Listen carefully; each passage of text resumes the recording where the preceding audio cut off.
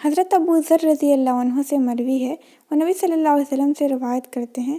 اس چیز کے سلسلے میں جس کو کہ اللہ تبارک و تعالیٰ نے بیان کیا۔ وہ فرماتا ہے کہ اے میرے بندو، بے شک میں نے ظلم کو حرام کیا ہے اپنے اوپر، اور میں نے اس کو تمہارے درمیان بھی حرام کر دیا ہے، بس تم ایک دوسرے پر ظلم نہ کرو۔ اے میرے بندو، تم سب گمراہ ہو سوائے اس کے جسے میں ہدایت دوں،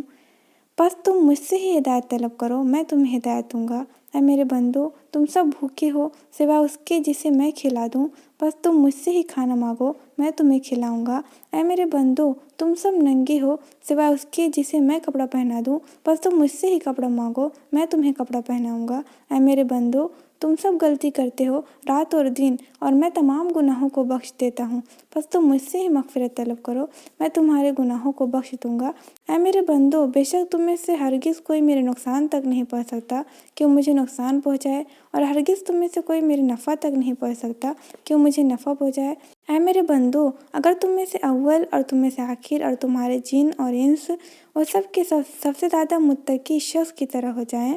تو یہ چیز میری بادشاہت میں کچھ بھی اضافہ نہیں کرے گی۔ اے میرے بندو، اگر تم میں سے اول اور آخر اور تمہارے انسان اور جن سب سے زیادہ فاجر آدمی کی طرح ہو جائیں تو یہ چیز میری بادشاہت میں کچھ بھی نقصان نہیں دے گی۔ اے میرے بندو، اگر تم میں سے اول اور آخر اور تمہارے جن اور انس وہ سب ایک ہی مٹی میں کھڑے ہو جائیں، بس وہ مجھ سے مانگیں تو میں ہر انسان کو اس کی مانگی گئی چیز دے دوں گا، اور یہ چیز ختم نہیں کرے گی اس چیز کو جو میرے پاس ہے،